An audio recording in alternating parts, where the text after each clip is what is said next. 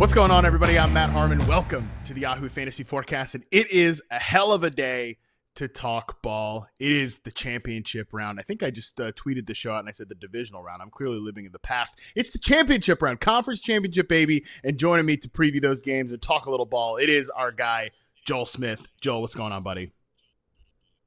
Hey, how you doing? Good over here. Excited for this weekend of football. It's been a couple good ones now, so hopefully championship preview, same as the last two.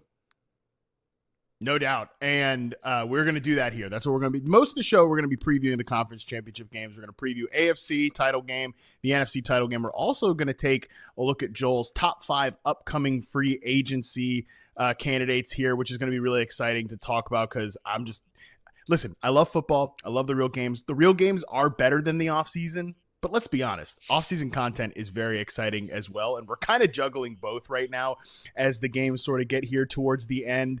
So we're going to preview the games. It's going to be a big show. We're going to get to the free agents. Before we get to that, though, we have to look back at our prop record from last week, Joel. And once again, it was a little bit of a slower week for you. You didn't go quite 9-1, but you did best me once again. You were 5-4. I was 3-5. So you now sit on a 74% hit rate here. I'm at 47%. I'm sub 500. Not great. I'm not going to quite tank here on the final episode, tank for the number 1 pick, but you are definitely doing pretty strong here, my guy. I've been trying my best. I have some fun ones today. Don't know if they'll be accurate, but entertaining props at least. I was annoyed at a couple of them last week, like CMC with his injury, that sort of stuff, but still, 14-5, that's a good start after the first week. Oh, dude, I was so annoyed at some of mine. Let me just allow me 2 seconds here to be annoyed about this. The CJ Stroud under yards. I mean, come on. I was right about he was going to struggle in that game. Give me a break. The one that really irritated me, though, and I kind of forgot about this, I had the over Brandon Cooks 2.5 receptions at plus odds, and obviously the infamous not catch interception in overtime. I completely forgot about that prop until I went back and looked at it. I was like, wow, forget about the Bills or Brandon Cooks getting screwed. I got screwed on that. I mean, the real loser here, the most important person that got banged on that Brandon Cooks reception was me, Joel. He would have been over 500. Life would be good, better than it is now. Unbelievable. Well, they say it is a game of inches and it swings on one play, and that's how it was for me this past week. But we will try to pick it up here and get some good props in as we preview these two games. But let's get started with the AFC Conference Championship here. We've got New England Patriots, 4.5-point favorites going into Denver to take on the Broncos. The over-under is 41.5 points in this game. Let's start with usually I'd start with the visiting team, but let's actually start with when the Broncos have the ball here, Joel, because I think the biggest story in the game, and there's a lot of really interesting storylines and matchups to break down, but the biggest story in the game has to be that Denver's in the conference championship game, and they have to start their backup quarterback, Jarrett Stidham, who you said, this is a real quote from our guy Joel before the show got started. I'm excited to talk about Jarrett Stidham. So you're excited, pal. I'm going to let you cook here. What do you got on Stidham? I am excited to talk about Jarrett Stidham. I think the first thing, you say the Patriots are 4.5-point favorites. If you were to put most of these teams against each other and say they have to play their backup quarterback, most would be worse than that. So I would say there's some confidence there, and there's reasons for it. With Stidham, fits well into Sean Payton's system. Hasn't played any regular season game, but at least got some of that preseason work. I don't think the offense is going to change too much. And I think Stidham will actually have a lot on his plate in this game. And it's kind of what Sean Payton does. Like, this offense is very unique. Bo Nix led the NFL in passing attempts this year. It is very much like they take their home run shots, but it's a lot of those short throws, passing attempts, screens, whatever it is, that Stidham can kind of step into. And maybe not be one-to-one to Bo Nix, but there is a true shot at a ceiling. Really good defense that he's going in the passing game, especially in this back half of the year. But Stidham, the ceiling potential really interests me. Yeah, I think Stidham, again, very fascinating player for a backup quarterback here because two of the best offensive minds of the last decade plus here in the NFL really like this guy. Both of them will be involved in this game. Jarrett Stidham was drafted by the New England Patriots when Josh McDaniels was the offensive coordinator. Josh McDaniels then goes to Las Vegas and trades for Jarrett Stidham, brings him in there. He gets 2 starts at the end of his first season there because they benched Derek Carr, as we'll all remember. They benched Derek Carr for the injury guarantees. And Stidham had, I would say, 2 pretty solid games, especially his first start. His first start in the NFL might have been his best, right? Where he had 3 touchdowns against a pretty good Niners defense in that season. Now, they had Devontae Adams in that 2022 Raiders season. They're not quite going to have a guy at Devontae Adams level in this particular Denver Broncos offense. But again, then Josh McDaniels gets fired from the Raiders. Stidham moves on, and Sean Payton recruits him. First day of free agency, Joel, Jarrett Stidham signs with the Denver Broncos, and then he gets an extension by the Denver Broncos to stick around there. And Sean Payton's really excited about him. So Josh McDaniels, who's obviously back as the offensive coordinator for the Patriots, he likes Stidham, called him a smart, accurate quarterback, called him a great human being, hard worker, great teammate, all of those things. And he said he just hasn't had an opportunity based on the situation. But he's had some, like we've seen him in some moments. He was also, I don't know how much value you put in this, but he was awesome this preseason as well. So yeah, I mean, it's just, I'm interested to see what he looks like in this offense. And I think there might be some changes schematically in the offense. Like I don't think Stidham probably has Bo Nix's athleticism, like some of the rollouts and stuff like that. But I do think that he can keep the train on the tracks here, if that makes sense. Yeah, totally. I think it's interesting. You note the contract. I love that just because he hasn't had those regular season games where he stepped in and looked good and they're like, oh, we got to bring this guy back. But we go back to 2022. You mentioned that first ever start that he had, 365 passing yards. So that's why I say there's a ceiling here. He had 365 yards, 3 touchdowns, 34 more on the ground. So he averages 270 in his 4 starts. Obviously, that's weighted by that 365, but still, 219 is the lowest he's had. So 219 in all 4 games in terms of his passing yards. Has a touchdown in each of them, 92 rushing yards on top of that. So in this offense, I have some hope here. I'm actually more worried about the run game. I don't know if we want to get into that yet, but yeah, run game, just as much as having a backup quarterback, has been not as great recently, especially when we're talking against New England's defense. Yeah, let's get into that run game here because I know you've got some notes on it. I've got some notes on it as well. So hit me with what you got on the Broncos run game. Mainly just Sean Payton kind of gets out of it really quick. So I'm really interested with Stidham. Like, how much do they want to establish the run and with who at this point? Like, RJ Harvey didn't have many carries last week. He had, I think, 6 carries and he led the team. And that's kind of what it's been against New England, where that's more I'm worried on that side is since Milton Williams came back. I know you've been talking about on the screen right now. I had a lot of stats in fantasy season on this when he came back or when he was missing kind of those big key games at the end of the year. In terms of EPA per run in the games with Williams this year, they are tied for second. Without him, 29th. And these last 2 games, they've obviously had him. The Chargers running backs, 12 carries for 30 yards. The Houston running backs, 18 carries for 31 yards. So not much volume, both at 30 yards. And Denver last week only had 10 carries to their running backs. Yeah, it's a strength-on-strength matchup, too, if you think about the Broncos' offensive line versus this Patriots defensive line with Milton Williams. You know, you mentioned some of the EPA stats, just basic yards per carry, as we're showing on the screen right now, 3.5 yards per carry with Milton Williams in 14 games, without him in 5 games, 5 yards per carry, 8 touchdowns on the ground to 3 when he is on the field. He's been a great signing for them. And you know, he was the guy that you kind of had some wonders about. Was he going to be that random Super Bowl, you know, kind of hero who gets boosted up and maybe artificially inflated? Then the Panthers and the Patriots get into this big bidding war for Milton Williams, but he's ended up being a great free agency signing here for the New England Patriots, a big difference maker for them. His presence has definitely been felt in the playoffs. And again, it's the strength on strength matchup here because that Broncos offensive line has been one of the best units in the NFL this season. They're here because in part of how good that offensive line is. And I think that's obviously good for Jarrett Stidham, but I just wonder what the trickle down effect will be for the running backs here, because I don't know where you're at with RJ Harvey. I just think he hasn't quite looked the part of a feature back so far. They might get J.K. Dobbins back in this game. But you know, even if he comes back, like how in shape is he going to be? How ready is he going to be to handle a full workload? I'm pretty concerned about this Broncos run game, even though they have this awesome offensive line. Yeah, I would say in terms of RJ Harvey specifically, I would agree with that. There was a couple games in the regular season after Dobbins' injury where he kind of was that bell cow. And now that we've got in the playoffs, that first game at least, it didn't fully feel like that. He was running the routes out of the running backs, which they have some good receiving backs, other options there. But McLaughlin got the first carry on the first drive the other day, and I was kind of like, dang, like RJ Harvey's not even getting the first carry of the game. Yeah. So he's still going to be that number one guy, especially in the receiving game, it looks like, but it doesn't seem like he's going to be, taking 75 to 80% of the touches like it looked like in the regular season.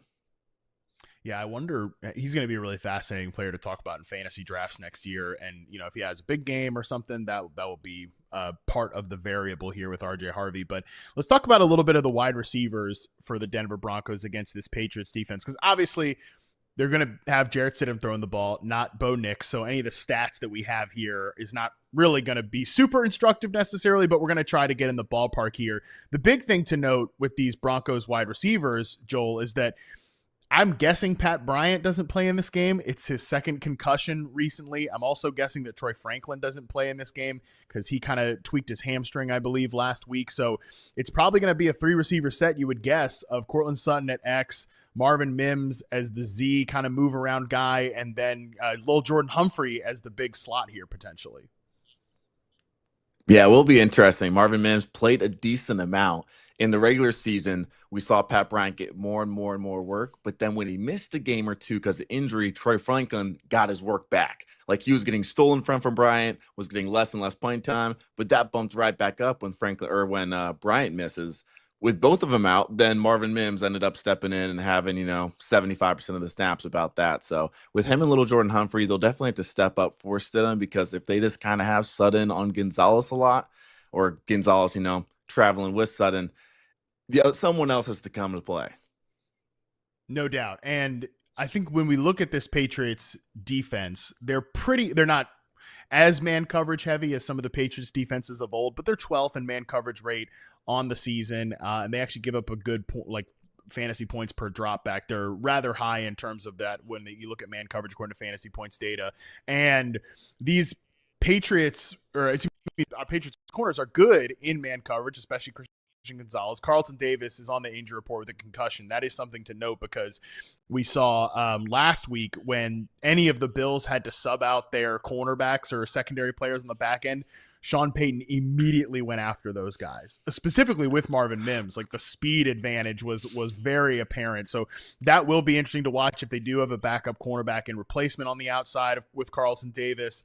Keep in mind that might be a guy that Mims could go one-on-one with. Of course, Sutton could eventually get one-on-one with, but I do think we'll see a lot of Christian Gonzalez specifically on Courtland Sutton. And when we look at just yards per route versus man coverage, Courtland Sutton is 4 among wide receivers this season in yards per route run versus man coverage, 2.59. Marvin Mims, on a small sample of only 45 routes, is 6th at 3.13.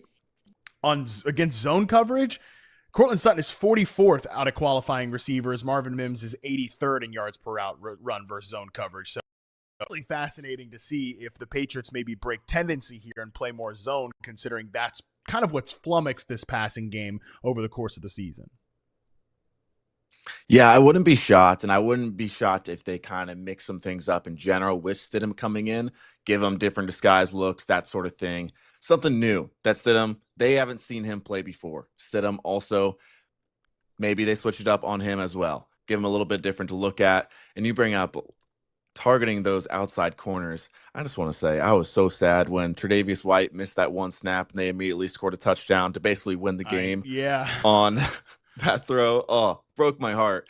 I don't know if that's going to happen with Sutton. I would be shocked, but I would expect a lot of Gonzalez on Sutton this week, which does scare me for that matchup in general, just with how Gonzalez has played this year, but also to some of the games we've seen from Sutton disappearing in some of these matchups. And I think we've talked about that, you and I, over the course of the season, like why that happens is because Courtland Sutton plays almost exclusively outside X receiver for this team. And that is why, like, again, Bo Nix being erratic sometimes, it'll just kind of get Sutton scripted out of games. It's a backup quarterback, obviously a guy in Jarrett Stidham who could be a little bit erratic here, but it is worth noting at least that 21% snaps in the slot last week for Courtland Sutton. I'm wondering, and I'm still guessing that he'd end up getting shadowed by Christian Gonzalez if he kicks into the slot sometimes. But remember, we saw that Bucks game, the one game that Emeka Ibuka had outside of the first 5 weeks that was a big, strong fantasy performance was against these Patriots. He had like 13 targets and 6 catches, I think, but all of those big catches came when they moved him into the slot. So you wonder if you see Cortland Sutton be able to move into the slot a little bit, get a size mismatch with a guy like Marcus Jones in there. But I'll mention that a little bit later when we get to some of our props as well. But let's flip it to the other side here. When the Patriots have the ball, what are you looking at when the Patriots are on offense here? It'll be interesting to see if Travion Henderson can kind of have like not a breakout day, but he's had a couple, not the greatest. He's not doing too much in the playoffs so far in these first. He's few not games played well. compared to Period. I Stevenson think. even. Yeah, it's been bad. It hasn't been good. So this Broncos defense, obviously really good. The main matchup I'm actually watching is just going to be on the offensive line. Will Campbell, last couple games, his playoff run as a rookie, same with Henderson, hasn't been too great. He only had 2 pressures allowed in the last 3 regular season games. He was kind of playing his best ball at the end of the season. And then we get to the playoffs, and he's allowed 9 pressures in these last 2 games. His PFF grade, for how much you believe in it, 16.5 last week against the Texans. His previous low was 48.5. One of those where it's like, when it's that low, obviously it's something in terms of he did not play his best game against the Texans last week. And obviously they're an incredible defense. They got Will Anderson on the outside, and now he's going to have to deal with Bonito on the outside as well. And man, that's going to be another really tough matchup here for Will Campbell. I had some notes on this as well. I saw James Palmer from The Athletic posted that the fastest pass rush get-offs in the NFL this season, number 1 is Myles Garrett, number 2 is Nick Bonito, number 3 is Max Crosby, number 4 is Jonathan Cooper, who plays for these Broncos, and number 5 is Aiden Hutchinson. And that's 2 Broncos in the top 5, and that's measured by next gen stats. Just again, the speed that they get off the ball with, and you feel that when you watch Nick Bonito. He can get just rifle across the line of scrimmage. We've obviously seen Myles Garrett be able to do that. That's just going to be a handful for Will Campbell, because that was some of the stuff that we saw last week with Will Anderson. It's almost like I get it. This is Will Campbell's job. He's got to block some of the best edge rushers in the NFL. But Drake May, you want him to get the ball out quick, but damn, he's got no time to do it because Will Anderson's getting off the ball so fast. So I'm definitely really concerned about that matchup, potentially ruining the entire, Patriots passing game, because it's just been a struggle here for the rookie left tackle. Yeah, and May already scrambles a bunch, so you wonder how much that comes into play here. He scrambles at the highest rate in the NFL, hasn't really slowed down, and the Broncos run a lot of man coverage as well. So when he's going up against that, maybe a little bit more, but can Benito track him down, that sort of thing, contain him? How are they going to be able to contain Drake May if they do get pressure on him, if he's running a lot? So that'll be an interesting to watch, is just like May's legs, his playmaking ability, how much can that help this offense? Yeah, over-under rushing yards for Drake May is 31.5. The over-under for rush attempts is 6.5. I could definitely see 7+ rushes for Drake May in this game, so I like that. But yeah, to me, I think that's going to be the biggest thing when we watch this Patriots offense. Is it's what can they control the line of scrimmage in the run game, but especially in the pass game. And I do think this is going to be a low scoring game, and I think it will be pretty back and forth here. I don't see one side like truly running away from the other. So I don't think New England's going to be in a ton of just drop back scripts where Will Campbell's going to be singled up with Nick Bonito. But at the same time, like Jared Wilson, the other rookie who's the left guard, he's struggled a lot this postseason as well. So like Jonathan Cooper, Zach Allen, Nick Bonito, those are the names to watch on the Denver Broncos defense going against this Patriots offensive line. But what do you think about the receivers versus some of the cornerbacks here? Because this is one of those easier defenses to study, Joel. They have a great number 1 corner in Patrick Surtain, and then they've got a slot in Jaquan McMillan. Riley Moss kind of can get picked on, and these Patriots wide receivers, a little bit difficult to predict week to week. Yeah, totally. The last sentence there, definitely accurate. Diggs will be an interesting to watch because he's going to be on the inside half the time. He'll be a little bit more away from Surtain than a lot of other top receivers on teams. So that'll be interesting. Surtain, I could see them maybe using him in more of a unique way and following Diggs to the inside in the second half if he is getting some work early. But I wouldn't say at the start of the game that Surtain's going to be on him usually. So I'm guessing he's going to get a lot of booty on the outside, which he's had some success against some really good corners. We've seen it against Stingley. But I would say a large focus is going to be on Diggs on the inside. At least that's what I would expect in this game in the matchups.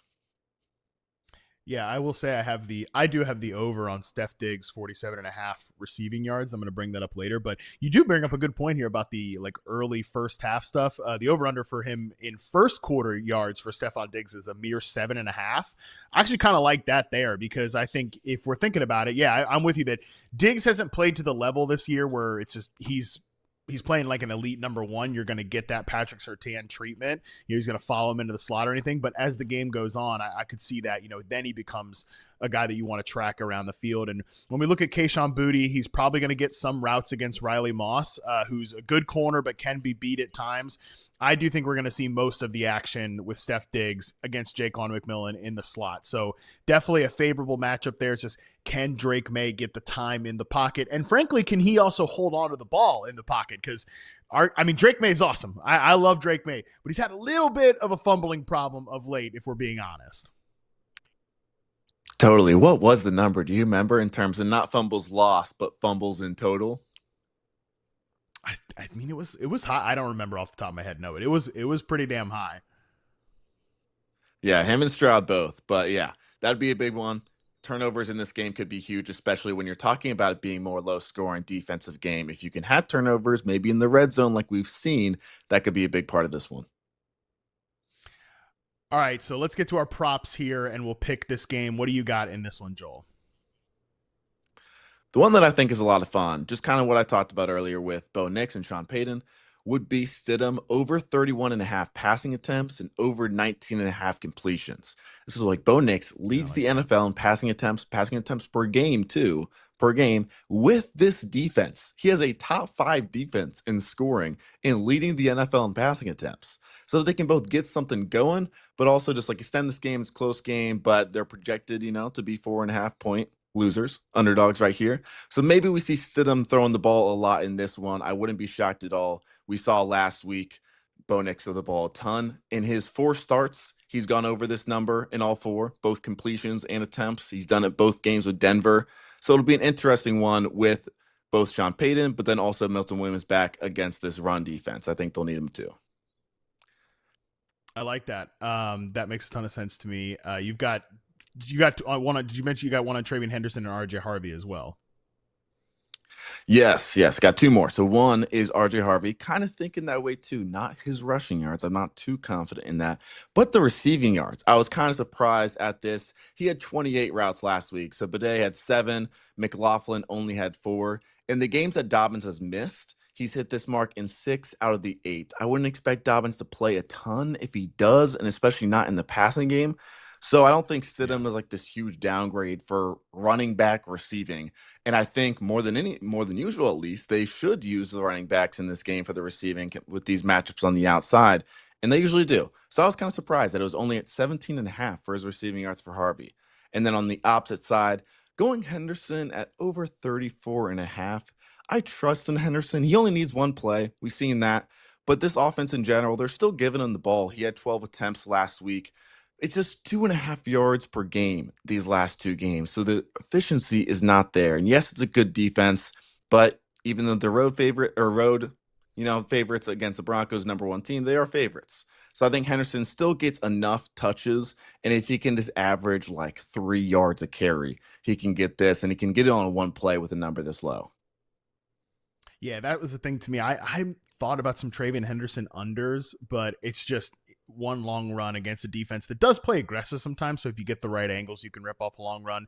Makes you a little bit nervous there. But overall, I do like those 4, especially the Stidham ones I really like. My 4 in this game, I'm going under on Kyle Williams, 7.5 yards at -118. Listen, it's a very low number, but my thinking here is that he's a pure perimeter player. I do think the Patrick Surtain's going to end up covering him a couple of times. Riley Moss is still a good cover corner. Also, Mac Hollins might be back in this game. I think he dressed for practice today, last I saw, so that would even take out some of his route share there. But for the most part, I think they're going with the 3 veterans, Kayshon Boutte, Demario Douglas, and Steph Diggs. Diggs, I think, over 47.5 receiving yards. I'll take the over there. And we did mention that 7.5 first quarter over. I kind of like that one even more now that I'm thinking about it. I'll go under on Ramondre Stevenson, 70.5 yards from scrimmage. That's rushing, receiving combined. I really just don't see a ton of rushing production for either backs in this game. And there's no props on Lil Jordan Humphrey right now, so I can't give out any here, but I do kind of like him as the big slot in this game. If there's no Pat Bryant, if there's no Troy Franklin, so we don't know that for sure at this point. That's why there's no props up. But a size mismatch on the interior there with Marcus Jones as the main slot corner, maybe an over like 2.5 catches or something. I could see that for Lil Jordan Humphrey, but don't have one officially there. But Joel, let's pick this game before we toss to break. Who do you think wins, Patriots or Broncos? The Little Jordan one is fun. I like that. I am going to go with the Patriots to win. I think it is just maybe too much to overcome at this point of the season with having Stidham in there. The spread is tough. I'm not confident in it, but I would take 4.5 for the Patriots as well. Would say they to cover, but I think it is going to be like one of those low-scoring, close games like you talked about. So it's kind of come down to that fourth quarter and how it pans out. I think I'm going to go Broncos. I'm going to take Broncos. I'll take the spread here as well. I think they're just the better team. I like, obviously the quarterback advantage goes to New England for sure, but it's still Drake May's first postseason. He made a lot of mistakes last week, as we saw, and I just think the line of scrimmage, really on both sides of the ball, I think the line of scrimmage advantage goes to the Denver Broncos, but specifically their defensive line against the Patriots offensive line. I think that is going to be just a really tough matchup. So I keep picking against the Broncos. I'm not going to do it this time. I think they win the AFC Championship, and we've got a Jarrett Stidham Super Bowl. What a time to be alive. All right, we're going to take our first quick break. When we come back, we're going to preview the NFC Championship game right after this.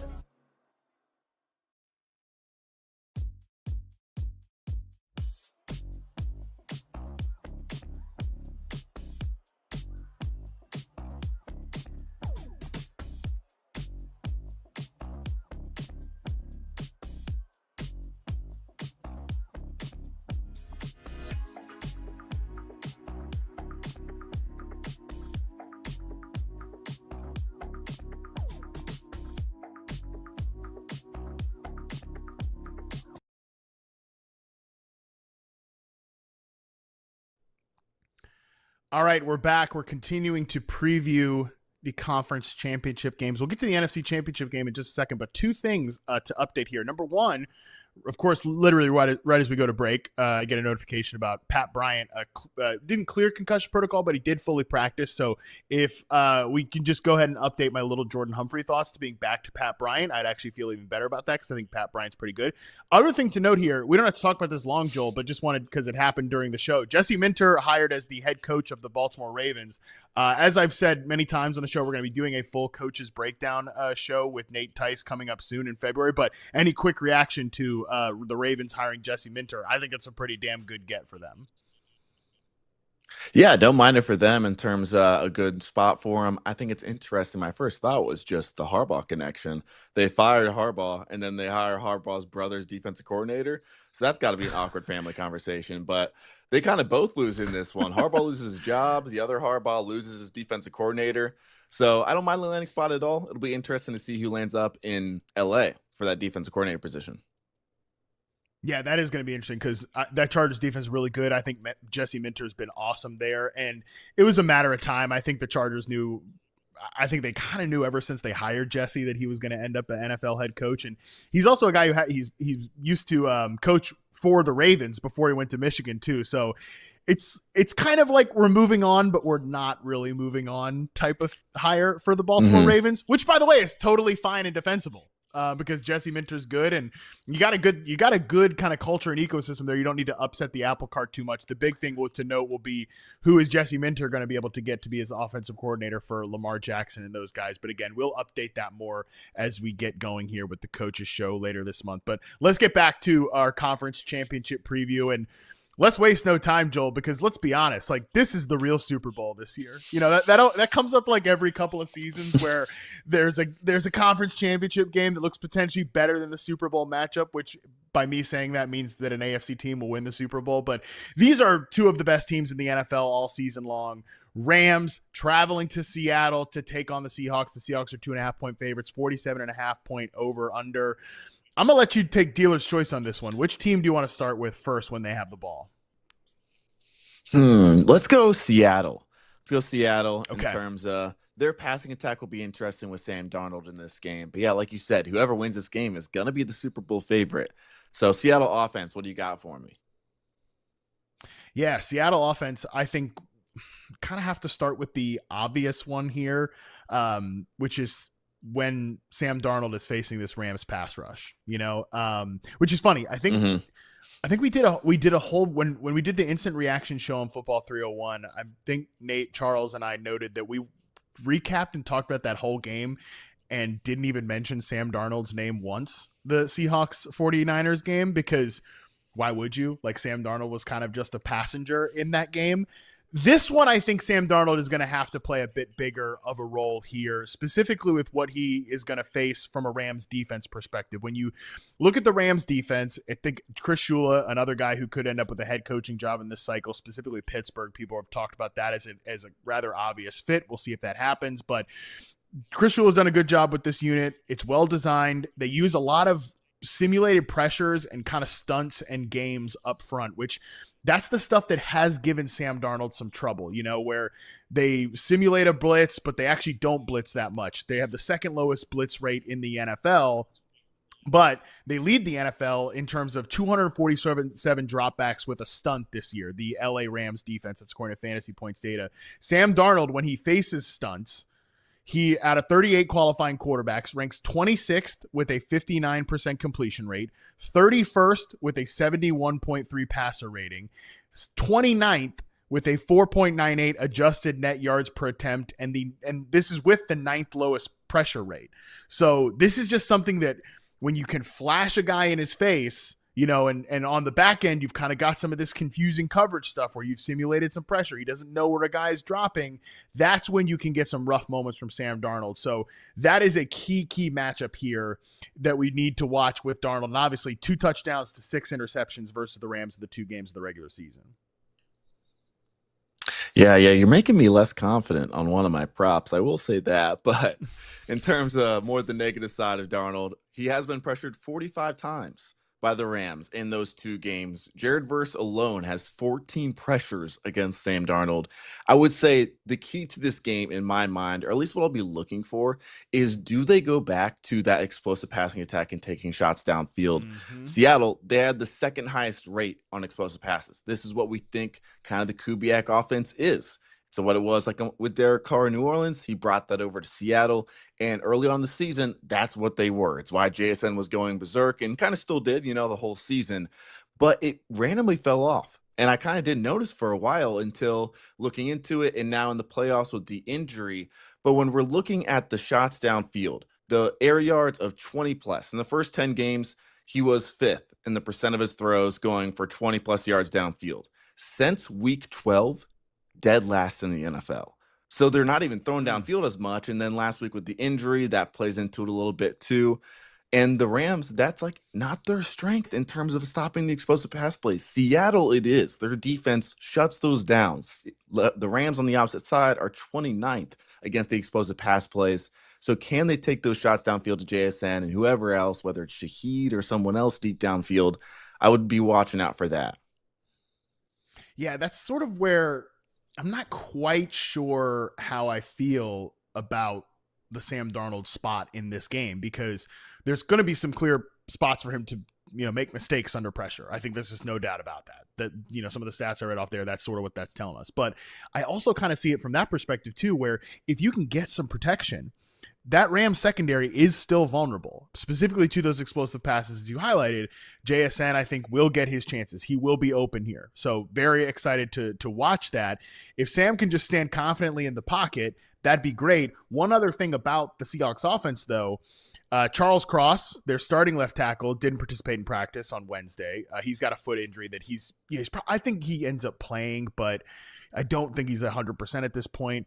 Both of their backups didn't practice on Wednesday as well, Josh Jones and Amari Knight. And I know nobody wants to talk about this stuff, but like Zach Charbonnet is a great pass protecting back. He is obviously torn his ACL. He's going to be out for this game. To that point, Joel, I looked this up today. I never really look at the PFF like pass blocking grades, but every now and again it's interesting to look at this. Kenneth Walker, who I imagine is going to have to play a ton of snaps here, he's the 10th worst PFF pass blocking grade among running backs with 40 pass block snaps this season. That's out of 48 guys. So he's 10th worst. So 39th out of 48 guys here. By the way, just interesting to note, some of the other guys in the bottom are like Amari and Hampton is so far the 48th out of 48. Travion Henderson, Ashton Genty. It is a lot of Kyle Monungai. It's a lot of rookies. It's like, why doesn't this guy play more? Well, usually because they can't pass protect back there. So even more kind of concerns in terms of the Seahawks being able to block up this Rams pass defense. But anything else you want to note on the Seahawks offense that could maybe paint a rosier picture than what I'm talking about here? Mainly this Walker, like you were talking about in terms of his workload in general. He's projected, his line right now, player prop, is at 20 and a half carries. And it's like, yeah, that makes sense. Whenever Charbonnet hasn't played, they do kind of go back to Walker being a bell cow. He's been amazing in the games where he has been that star guy. So it'll be interesting in this matchup, especially if those Seattle offensive linemen aren't playing. Hopefully Cross does. I think he will, like you said. But yeah, Walker will be a big part in this game. You wonder if they get him involved in the passing attack. But yeah, pass blocking, maybe not his strength fully there.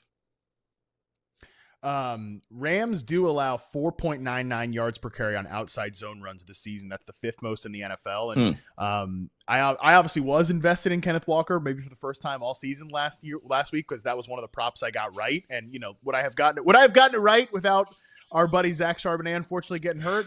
I don't know. But man, some of those outside zone runs against the Niners were just picture perfect teach tape. I mean, the offensive line was blocking great, especially off that left side there with Gray Zabel and Charles Cross and maybe some of the backups there as well. But, Kenneth Walker was hitting the holes and he was getting the explosive plays. So I do think Walker has to show up big here. He's actually his two of his best games this season from a fantasy standpoint have come against the LA Rams. So I certainly think that Walker has to show up pretty big in this matchup for the Seahawks to kind of, keep Darnold out of chaos-based situations is kind of what I'm hoping for. Because I think if they do pass protect and they can kind of keep themselves in positive down and distance situations, I think that the Seahawks offense actually will have some success through the air. But I think Kenneth Walker has to be a big part of that as well. Let's flip it on to the other side here. What are you watching when the Rams have the football here?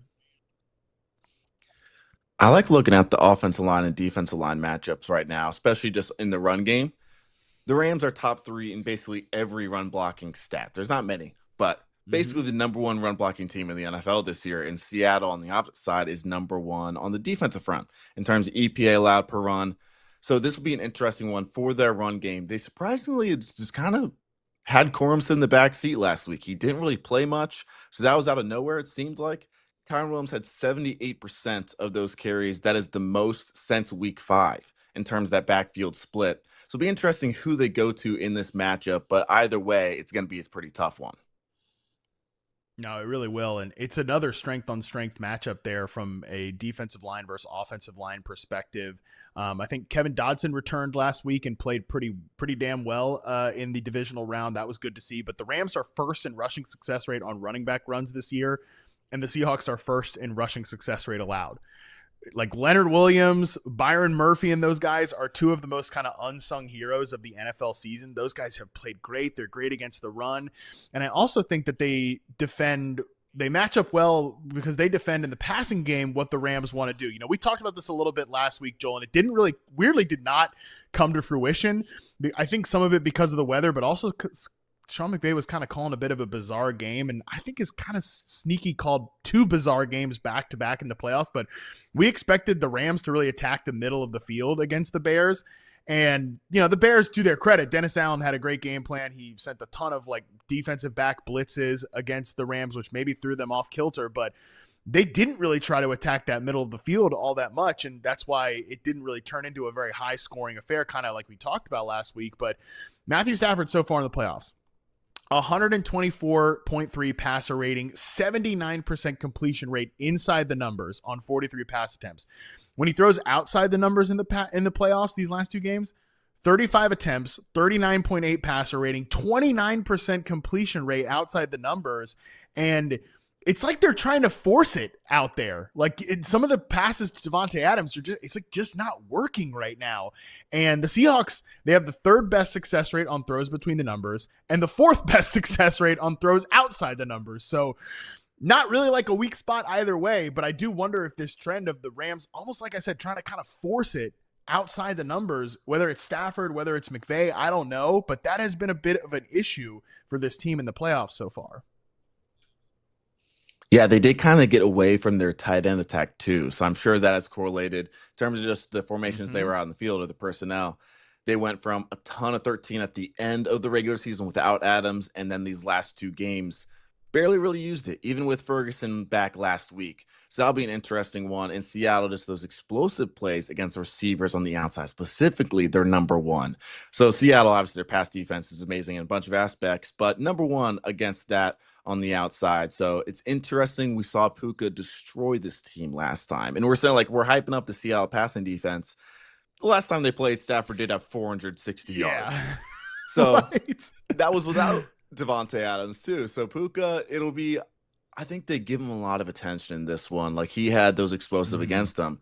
So they are number one versus the explosives to the receivers, even though they allowed 180 yards on 4 catches just on the explosive plays alone to Puka Nacua the last time they played.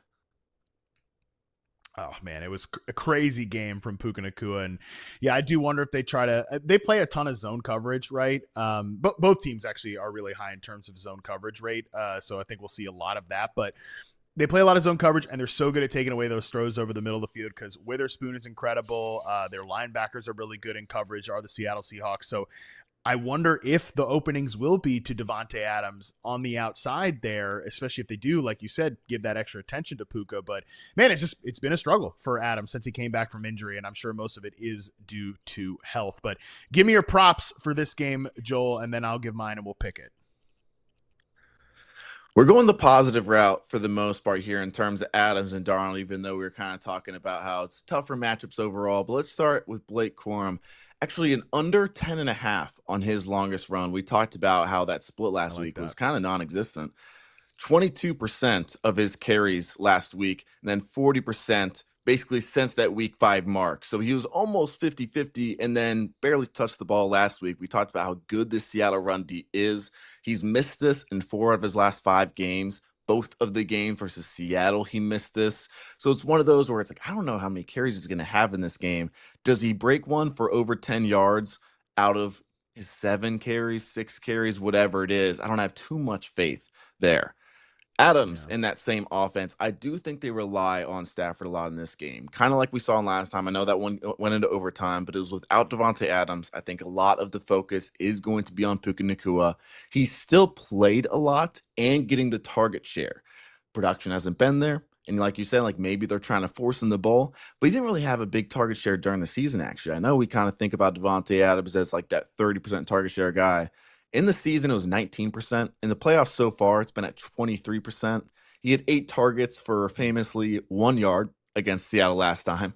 I think he bounces back a little bit in this one when Stafford has that huge game in the second time. A third matchup for this game, you see how Sean McVay, I think he'll get creative here. Lots of film on this team from the first 2 times they played. So I have faith in Adams at a low number of 49.5 receiving yards. And then the last one, Sam Darnold. This is more so of a, I think the volume is going to be there. I'm not as confident in this one anymore because of what you said. I'm kind of starting to backtrack a little, but maybe if those offensive line, the health there, hopefully that is there. So maybe more of an injury dependent one. But he's played the Rams twice this year. He had 279 passing yards and 270 passing yards. But the key is he had 44 passing attempts in that overtime game and 34 attempts in the other one. When they're in these closer matchups, he's averaging 32 attempts per game. When it's not close, they're winning or losing by a touchdown or more, 24 per game. So the volume just isn't really there in a lot of these big blowouts and just how this offense is designed. But he's still second in yards per attempt to Drake May this year. And 2 of his top 3 games in terms of passing attempts are against this Rams team. So I think he's still set up for a really big volume day. And if you give Sam Darnold volume, I think we'll get over 237. Like, that's still a pretty low number. And we talked about this passing defense for the Rams not being like the greatest in the world. Yeah, and I think that there's every chance that this game could turn into a really high-scoring affair as it did the last time we saw these two teams play on Thursday night, even if Sam Darnold does make some of those mistakes. Big saving grace, too, is that, I mentioned the backup left tackle. We talked about that a lot. Jared Verse has not really shown up big in the playoffs for this Rams team, despite the fact that he's gone up against backup left tackles in back-to-back games. Ike Ekwonu had the patella tendon tear in the Panthers game, so backup left tackle most of that game with Josh Nijman in there. Joe Tooney shifted out to left tackle for the Bears last week, and still it wasn't like Verse taking over games here. So hopefully that can be enough for Sam Darnold to have some time in the pocket. My 3 props here for this week, I'm going over on 28.5 receiving yards for Cooper Kupp, minus 118. I would love to take the catches, but it's over 2.5 at minus 145. I mean, come on, what's the point? I'm not going to tell you guys bet some of those minus 145. Give me a break. But Cooper Kupp over 28.5 receiving yards here. I do think he can have a nice game against a very zone coverage heavy team. I think it's telling that they relied on him in a big game last week. I think we'll see a good bit of Cooper Kupp. He has a nice outing here for that one. I'm going under on Kyren Williams, 54.5 rushing yards here. I think the Seahawks run defense is just as awesome as the Rams ground game is. I think the Seahawks run game is better, particularly on the interior.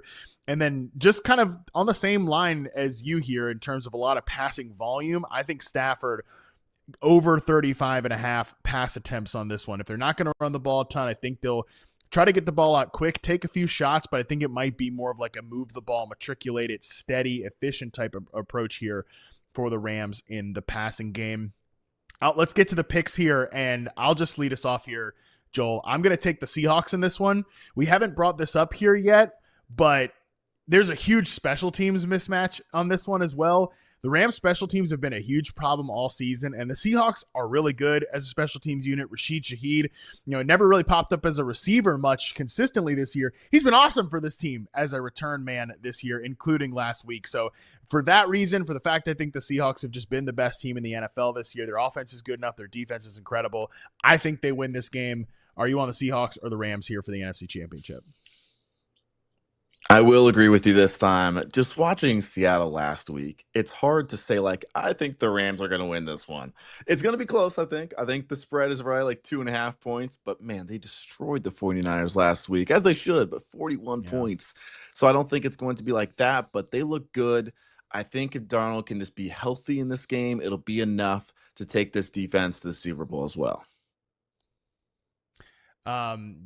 It's pretty incredible. I've got a Broncos Seahawks Super Bowl. You've got a Patriots Seahawks Super Bowl. Not what anybody was predicting before the year. And sorry about it, folks. This isn't about quarterbacks. It's about football teams. Broncos Seahawks is a great Super Bowl. Hate to say it, just because it's Sam Darnold versus Jarrett Stidham. I don't want to hear none of that. Oh, Sam Darnold versus Jarrett Stidham. No, it's 2 great teams that will be facing off in the Super Bowl. Or it could end up being Drake May versus Matthew Stafford, and then it's the 2 MVP candidates, which for Joel, for Joel, I think it's great either way. I think it's good for the sport no matter what. Yeah, I feel like there's lots of fun scenarios in terms of who's matching up with who. Obviously, the Broncos make it. Jarrett Stidham is going to be the story that's insane. But the MVP quarterbacks, like you said, Seattle with that defense, getting to the Super Bowl, making it back. Maybe that's Seattle Patriots, if I'm right. Maybe that rematch from a while ago in that big Super Bowl game. Two rematches. The Broncos Seahawks would be also a rematch. A couple of Yeah. before that. So I think those were back to back seasons for the Seahawks in the Super Bowl. So everything's turning up Seahawks here for us on the Yahoo Fantasy Forecast. We are going to take our final break. We come back. Joel has his top 5 free agent landing spots for us. We're going to get into that right after this.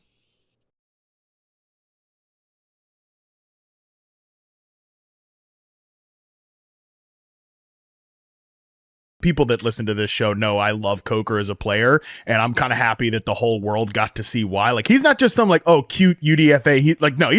He's really like a legitimately good player, and I'm very excited about him in 2026 and beyond. The last sight we see of him is 9 for 134 and a touchdown on 12 targets. Unfortunately, because he has this game, you got to remember with the playoff games, they're all island games. We're all watching them together communally. On social media, we're sharing, we're exchanging. And so when everybody comes to Coker's name in draft season, even in early spring, best ball season, all that stuff, they're going to think of what he did, the way he ended the season. I mean, he was quasi-playable down the stretch in the regular fantasy season. Then he has his best game of his young NFL career in the playoffs. So I wonder if he's going to be a helium guy next year. And justified, of course, also if he gets the Matt Harmon check of approval, we know how much that influences the market. There's no way to avoid that. I want to draft Coker next year. I'm excited about Coker. I'm just wish he had done this a little quieter, or maybe without the whole world watching him. Are the Bears going to go down as one of those teams like the Commanders last year? Or do you have more faith in this operation being more sustainable? The one thing they have that the Commanders don't, the Commanders built their team, one of the oldest rosters. I also feel better about Ben Johnson. Dan Quinn's not a bad coach, but I think Ben Johnson might be like a significant right answer because of Ben Johnson, because of players like Loveland. I think the Bears are going to be fun next year, competitive. And next year, I don't see anybody having bottom out risk. So Chicago could maybe play as well efficiency-wise as they did this year. Bottom line, we weren't really sure what Caleb Williams would be after year one. He looks like a right answer. The arrow points up. The difference between this Commanders team last year and the Bears team this year is the youth. I think the hope, if you're the Bears, is that you are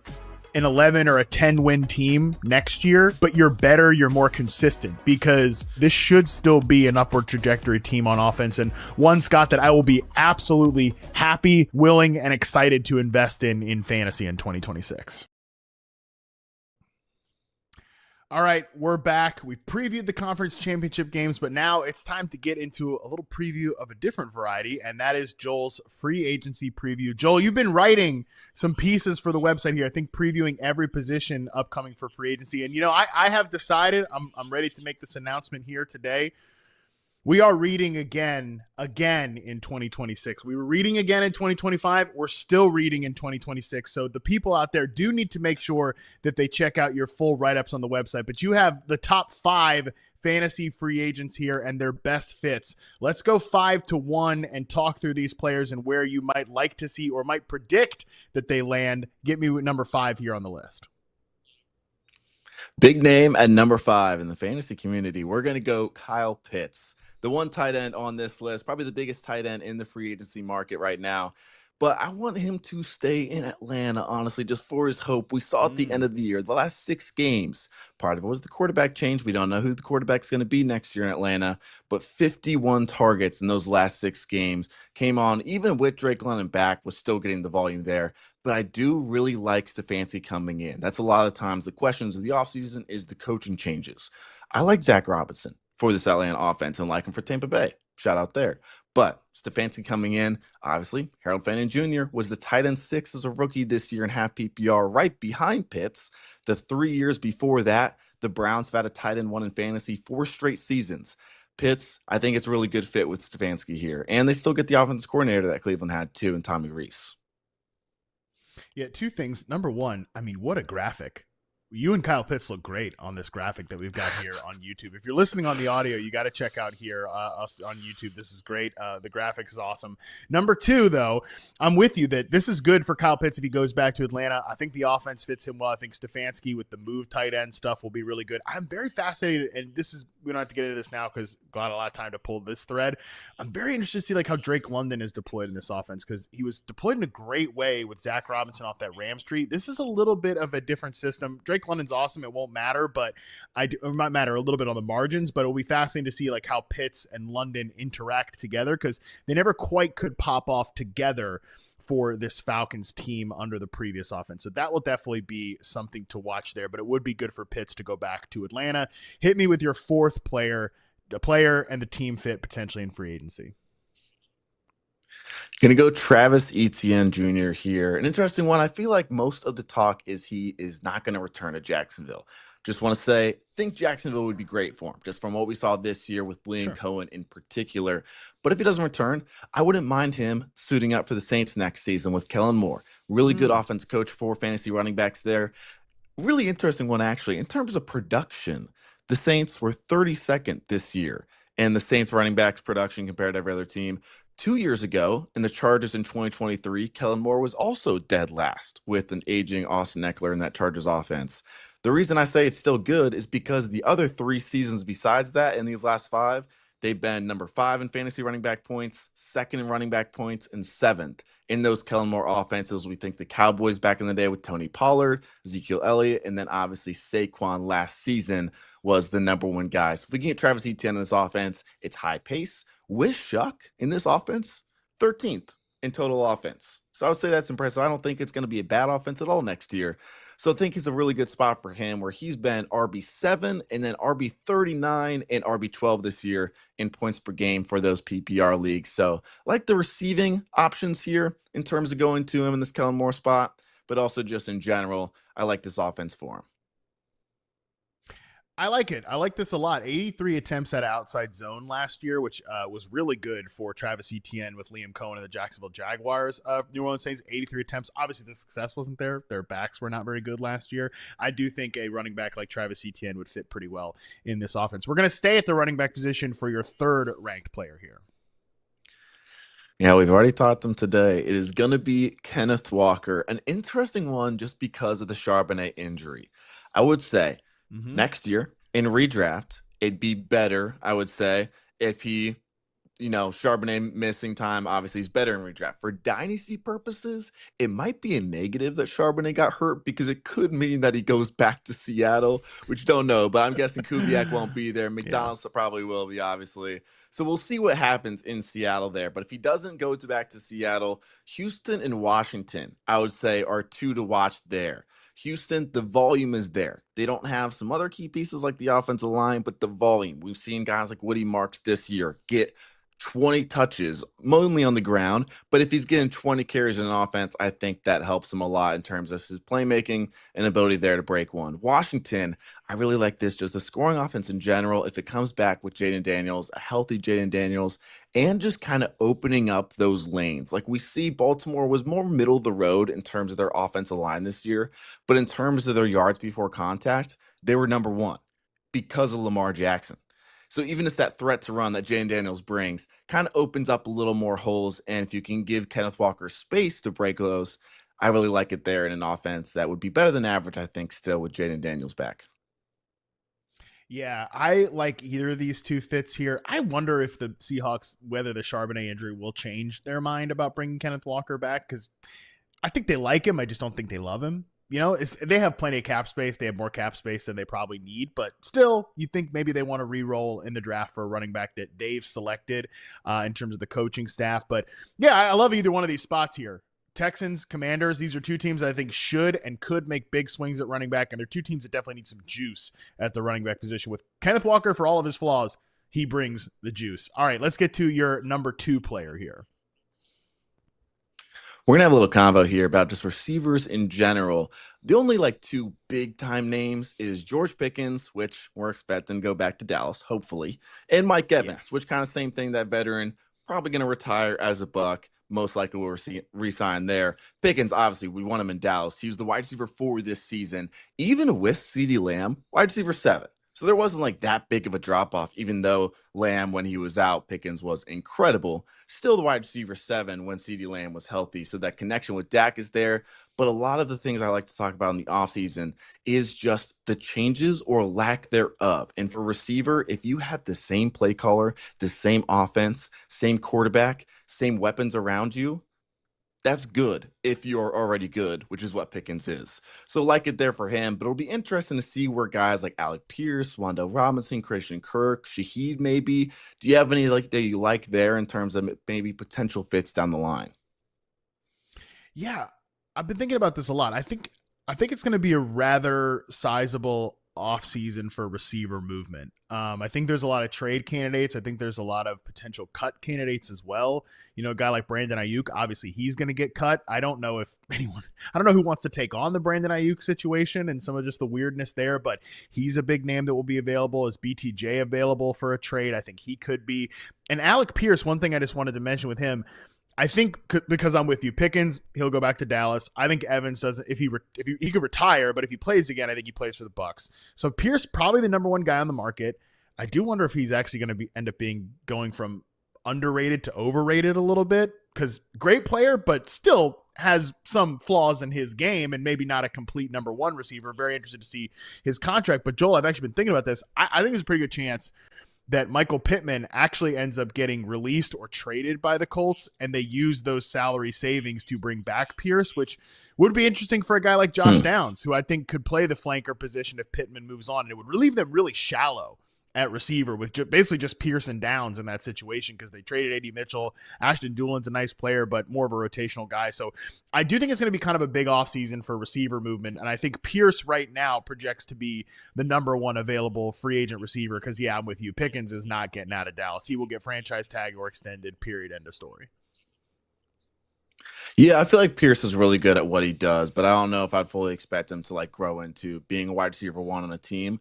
If Pittman were to move on, I think it does help Downs a lot, but also Tyler Warren on the inside. Like if he gets a volume bump, just more of a focus in year two, that would be awesome for him. And a lot of teams could use Michael Pittman as well, so that would be an interesting player if he gets loose or traded, anything like that. All right, your number one free agent and his potential fit, who is it? Oh, you know who it is, and you know the landing spot as well. It's going to be Breece Hall, the landing spot that everyone wants in fantasy, the Kansas City Chiefs. Breece Hall, he deserves some good luck. He has not had it throughout his career. He's been so good. One of my favorite players. He has 13 goal line attempts in the last 3 seasons, and it's not because he's not the goal line back. It's because the Jets are never there. So if he moves to an offense that's like New York, where he's been an RB1, but this year, still an RB2 to a Kansas City Chiefs offense, which I really like the moves they made in terms of their coaching, moving on from Matt Nagy, going back to Eric Bieniemy. Even with Mahomes coming off the ACL, great spot for him. He's guys like Kareem Hunt recently, Isaiah Pacheco, CH, all top 20 running backs in fantasy. If you get a guy like Breece Hall in there who's actually taking the volume and the talent that they got there in the offense, be beautiful. Andy Reid in his career, it's been a long one, but there's been 10 seasons where he has a running back score 18 points per game. That's a lot. So it could be a top 5 running back season for Breece Hall if he lands in the spot and kind of has that bell cow workload. Look, I love it. I think it'd be awesome. I think it should have happened last year. I especially like Breece Hall fitting with Eric Bieniemy, who's a great running back coach. Maybe he has his flaws as a play calling offensive coordinator. Great running back coach. I think it'd be great if it happens. You know what makes me nervous though, Joel? The Jets have $66 million in cap space, and the running back franchise has to be like $14 million. Dude, I kind of think that the Jets might just say, okay, Breece, you want to play somewhere else? Too bad. The franchise tag exists, and I kind of think they slap the tag on him, which I know that's a really negative way for me to end the show, but I'm kind of thinking that's what ends up happening.